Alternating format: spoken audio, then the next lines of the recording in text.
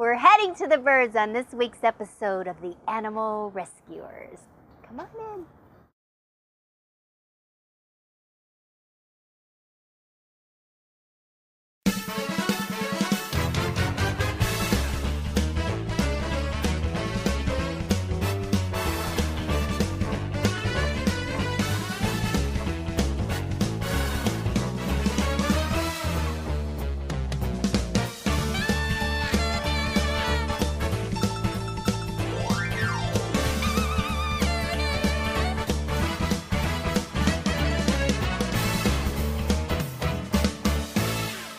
The Animal Rescuers has been adopted by Pet Planet. There is nothing more important to us than your pet's health. Kurt, thank you so much for having us here today, and we are at the Arizona Exotic Bird Rescue. This is going to be really, really awesome because birds need rescue too, and tell everyone why. The reason why birds need rescue is because we're getting flooded with a very large number of birds. And just like there's puppy and cat mills, there's also bird mills. So the bird mills are created so that the people can make money, and then they sell them, and the birds end up in a disruptive home or an abusive home because people don't know how to care for them. So they need rescue. That's where you come in. So actually there are quite a few birds that come in. About 70% of them are abused. Murphy is one of our stars of the rescue. She's approximately 9 years old. She's a Moluccan cockatoo. She was raised by an alcoholic that used to beat her with a broom. She is the sweetest bird on the planet. She's very quiet, especially for a Moluccan. Very non-destructive to objects. However, she is a self-mutilator. And that's due to the stress of her abuse. Of her environment. A lot of times people walk into bird stores, and as long as they have money, they can walk out with any bird that they have money to purchase without being educated on the front side of what they're getting themselves into. These birds live 40, 60, 80, 100 years. So generally people don't buy them until later in life when they can afford them. Unfortunately, they don't have the years ahead of them to outlive the bird. So then the birds pass to family members who, trust me, don't want your animals. No, they don't. You know, there's no contingency plan on the backside. So that's why it's so important when we're getting these birds from pet stores as babies for us to understand what is the provisions we're going to make for them on the backside. So there's a lot of education that goes into birds, and I would think so much more than cats and dogs, because birds are in a cage, but they don't need to be contained to that cage area. It causes stress, and they start plucking feathers and self-mutilating, etc. So please give us some tips on different types of bird care on the different types of birds. Basically, an overall blanket statement is birds are flocking animals. So birds, a lot of times when your bird's caged for long periods of times and they start screaming, they're not screaming to annoy you, they're screaming because they want to be part of the flock. So they're trying to get your attention. A lot of people think that it's funny that their bird makes a microwave noise or a doorbell noise or a telephone noise. The reason why they're doing that is because when the microwave rings, what do? We get up and walk to it. The telephone rings, especially in the old days, because it was hanging on the wall, we'd get up and walk to it. So the bird starts ringing or beeping because we walk to it. So they're thinking, okay, it worked for them, so I'll just start doing it. That's a way of them calling us. But a lot of people don't think of it back into the psychology part of it. Birds are generally, they have the mentality of a 3 to 5 year old. They're not a cat or a dog. So Alex, I think, don't quote me on this, but I think he had a cognitive vocabulary of like 380 words. So if an animal has that type of, knows what they're saying, you know, they can actually carry on a conversation. They tell you when they want, a lot of people have trained their birds to say, come here, or they've potty trained their birds. So Things like that are not far-fetched. So when people come in to rescue a bird, do you educate them before? Like I know the cat and dog rescue, they qualify the people, they go to the home and make sure that everything is in order for that pet to go there. Do you do the same thing with your birds? Absolutely. The reason for moving into the much bigger facility was to start focusing in on the education part of it, because until we start educating the general public on truly what it is to own a bird, we're never going to stop the flood of unwanted birds, which is not going to happen. So before you can adopt a bird from us, we let our birds pick where they go. So you come in, we're going to be walking you around, introducing you to every bird. At that time, we're telling you a little bit about every species. The reason why we're doing that is to give the bird a chance to interview you, as well as you to get to know the bird a little bit. And we can build on that relationship. What else can we do to help your organization? First and foremost, always monetary donations. Our rent on our facility is about $60,000 a year. Does not cover electricity or any other stuff that goes with it. Vet cost, food cost, goes on and on and on, all the way down to a bag of fruit. If you have fruit in your refrigerator that's getting ready to go bad, bring it down, we'll feed it to someone right away, Nuts are always a great thing. Toys, bird toys of any style, as long as they're bird safe. Newspaper, vinegar, paper towels. We're nonprofit, we need everything we can get. Do you trust the food you feed? At Pet Planet, our commitment is to helping our customers navigate through the confusing world of pet food, reading ingredient panels, asking critical questions about manufacturing and ingredient quality. Our pets rely on us to make the very best decisions we can for their health, happiness, and longevity. Pet Planet is here as your partner in pet health, because there's nothing more important to us than your pet's health.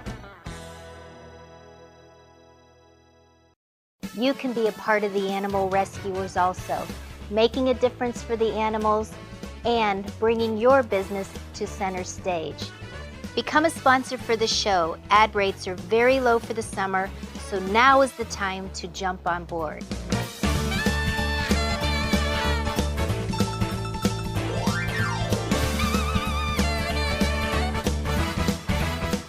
And you can be an animal rescuer too.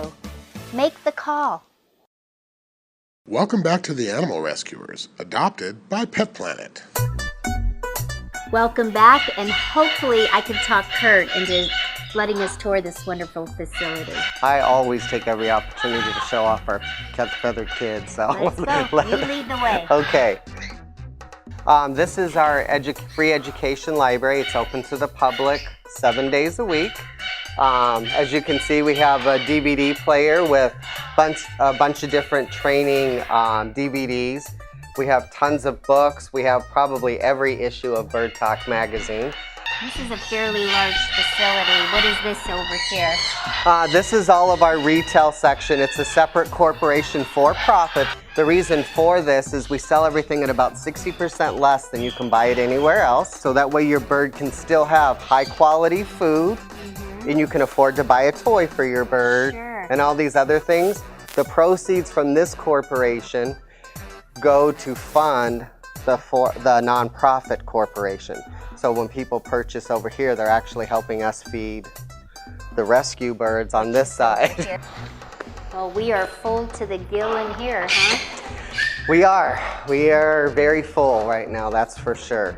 We get a lot of owner surrender. We work with both counties. We work with the humane societies. We've done all that part of it. That's why it's so important to start the education piece of it, because as much as we're doing on this end, it's not enough. And you touched briefly on the E-list for birds. Yes. Do they euthanize birds? Currently, that's not accepted, okay? But if we don't do something soon about the large population of unwanted birds, we would hate for it to get to the situation like cats and dogs, where that's an acceptable means of population control. We don't want that to happen. Let's come around to the front area. These birds all live on stands. This is Murphy that we briefly talked about earlier. She was the one that was actually raised. Hey, pretty birdie. Oh yeah, Murphy's dancing. I took her to our last presentation for the Arizona Humane Society. Our presentation is approximately 45 minutes long, and she stole the show. And I talked to you earlier about Murphy, the lack of feathers. They're not going to grow back. No. This Hi. is a pure sign of the worst kind of abuse because she was beat with a broom. It's not the worst that we've seen. We've actually had birds that have been held over barbecue grills. I know, I'm and we've also sorry. there's also plenty of birds out there that self-mutilate much worse than just removing feathers. There's actually birds that eat holes in themselves. This is Stevie. She's a product of bad breeding. This is Manny. Manny spent a lot of time in a pet store. He's approximately in his mid to late 20s. This is Amelie Macaw Rambo. Came to us from a great situation where the people just got elderly and had signs of Alzheimer's or something, and they were forgetting to feed their birds. This is an African gray. He's a Congo. Oh, okay. He had a phenomenal life. He sat between two elderly people for about 20 years in their recliners. Does not like to be held, but loves to talk because they sat there all day, watch TV with him, and talk to him. So he has a phenomenal vocabulary. He's a great bird. Thank you so much for the tour and introducing us to your birds. Do you mind if Corey and I look around your store some more? No, absolutely. Feel free. We try to have a warm family environment, so we're open to the public. So come on down and hang out. That's perfectly fine. Thank you so much.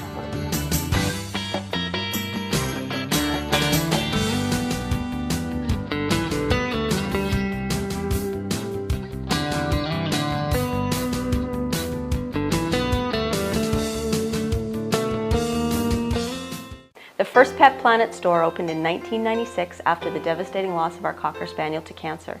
What we learned then about pet health was eye-opening. The food and the treats that we were giving him did not support his immune system and may have actually harmed him. Pet Planet was established to be a community resource, a store that offers only the healthiest products and the best knowledge on pet health issues. At Pet Planet, there is nothing more important to us than your pet's health. You can be a part of the Animal Rescuers also, making a difference for the animals and bringing your business to center stage. Become a sponsor for the show. Ad rates are very low for the summer, so now is the time to jump on board.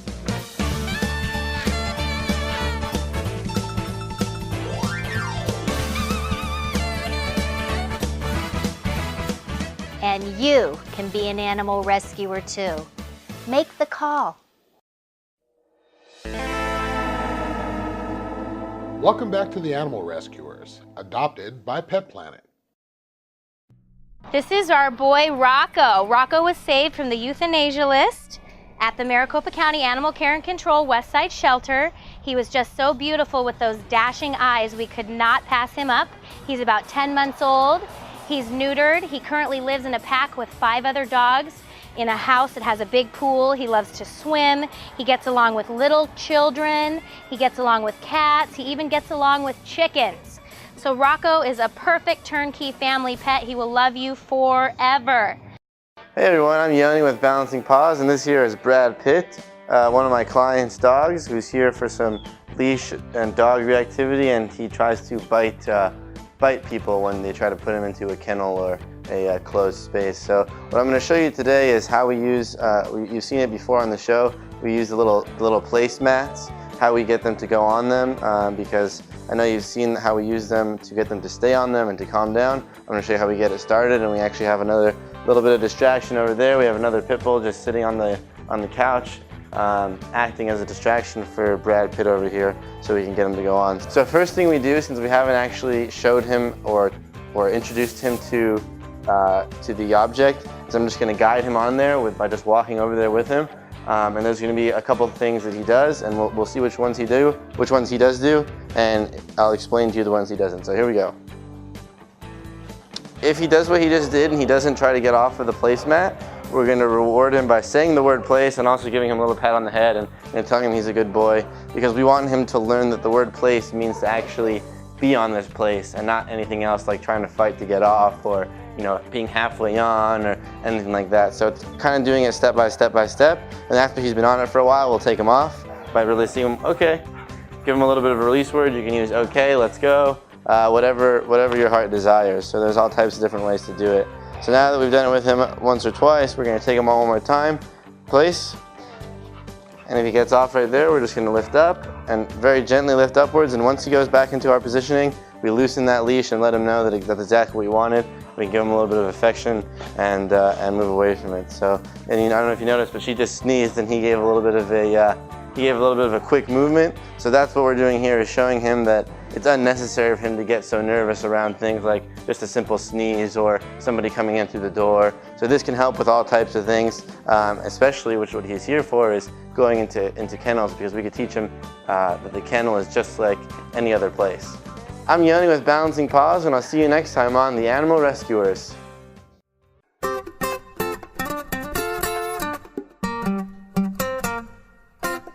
Hello again, welcome back. I'm Dr. Krista Gibson from Animal Medical Services, and this is At the Vet. Today we're going to talk about something that is very, very common and probably most of us can relate to. Do you have a flabby tabby or a pudgy pooch? Obesity is not just an epidemic in humans, it's an epidemic in our pets as well. Over 88 million of our pets are considered to be overweight, and 30% of them are obese. There are several reasons that this seems to be happening, but probably one of the most prominent is that we have gotten so used to seeing all of our pets being overweight that fat is now the new normal. We don't even recognize when our pets are overweight because we don't know what normal looks like. A recent study showed that while 80% of our pets are overweight, only 20% of owners perceived their pets as overweight. Carrying all those extra pounds is bad for us, and it's also bad for our pets. Kidney disease, heart disease, lung disease, and exacerbation of arthritis all happen when we're overweight. In addition, any anesthetic procedure, if your pet is overweight, it automatically makes them at a higher anesthetic risk than an underweight or normal weighted pet. So what do you do when your pet is overweight? Well, the equation is maddeningly simple. Calories in, calories out. If your pet is eating too much, it's gaining weight. If your pet is not getting enough exercise, it's gaining weight. So how can you reduce the calorie intake? Well, you can increase your exercise, and not only is that good for your pet, it's good for you too. You can also put them on a lower calorie food, or if you really need to, you can see your veterinarian and get a very calorie restricted food. Probably the main pitfall that we all run into though is treats. Just like with us, it's really easy to snack, and we love to show our pets we love them by giving them stuff that they enjoy. But you can help change that by giving them better treats. Broccoli, carrots, Cheerios, those are all very good low-calorie treats that you can still have the ritual, handing them something they enjoy, they get excited, everybody's happy, but you're lowering the caloric intake. If you have a seriously overweight pet, see your veterinarian and they can get you on a prescription diet that is extremely calorie restricted, and that will help your pet lose weight with a lot less effort on your part. You just measure their food, their calorie level goes down, and with time, they will lose weight. Studies have shown that pets that are not overweight, that live a normal weight, will live up to 2 years longer than overweight pets. And when your lifespan is 70, 80, 90 years, that doesn't seem like a big deal. But if your lifespan is 10, you can have your pet for another 2 years. That can make a huge difference. Thanks again for coming to visit us at the vet. I'm Dr. Krista Gibson from Animal Medical Services, and we'll see you next time. Do you trust the food you feed? At Pet Planet, our commitment is to helping our customers navigate through the confusing world of pet food, reading ingredient panels, asking critical questions about manufacturing and ingredient quality. Our pets rely on us to make the very best decisions we can for their health, happiness, and longevity. Pet Planet is here as your partner in pet health, because there's nothing more important to us than your pet's health. You can be a part of the Animal Rescuers also, making a difference for the animals and bringing your business to center stage. Become a sponsor for the show. Ad rates are very low for the summer, so now is the time to jump on board.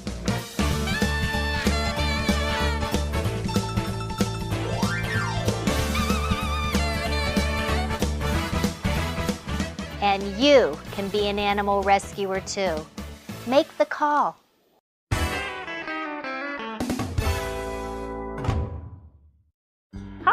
I'm Jen, and this is Pet Planet's Pet Tip of the Week. As pet guardians, we want to provide your dogs with things to chew on.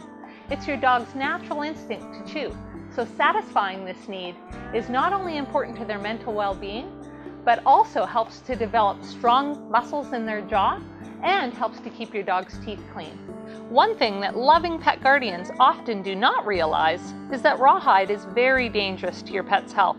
Rawhide is not digestible, and when swallowed, will swell 3 to 4 times its size in the liquid environment of the stomach. These swollen pieces are not digestible, so can get lodged in the digestive tract, resulting in injuries from stomach upset to complete blockage that will require immediate emergency treatment. Additionally, during the manufacturing process, rawhide is treated with toxic chemicals such as lime solution or bleach. These are highly caustic to your pet and should be avoided at all costs. Now that you understand the dangers of feeding rawhide, you're probably asking yourself, well, what is the safe alternative? Here at Pet Planet, we strongly recommend a beef chew.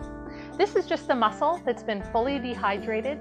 It's 100% digestible, and it's low in fat. So for those of you who are looking for a low-calorie treat for your pet, this is a great option. It comes in a variety of shapes and sizes that every pet's gonna love. You have a basic stick, you have braided chews that tend to last a little bit longer, and then also beef chews that are in a curly shape, again, that are gonna help to last a little bit longer. Stay tuned each week for another Pet Planet pet tip. There's more of the Animal Rescuers coming right up.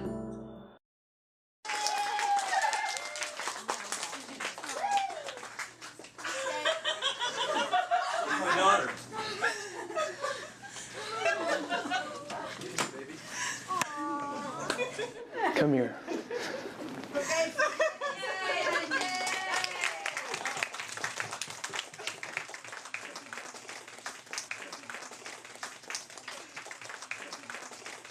I love you, Dad.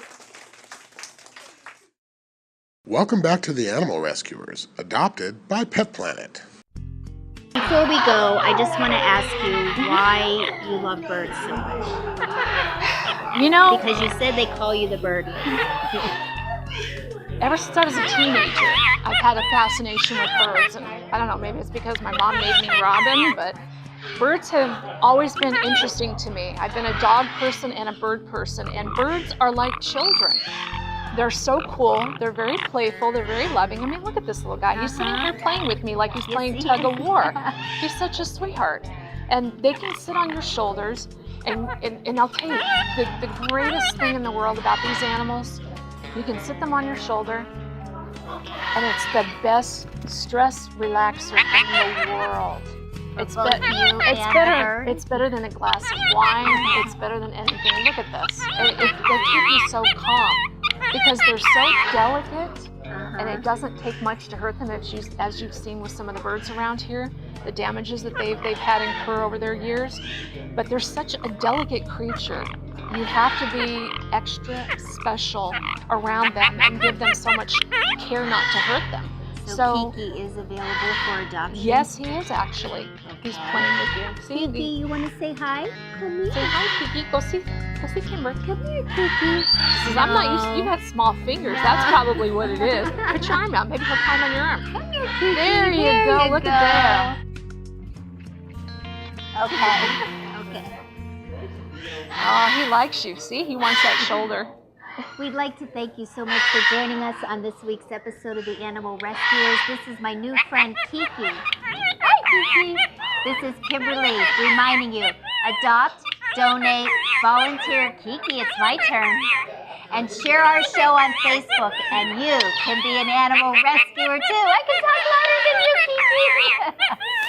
See you next time. You're my new buddy. This is true.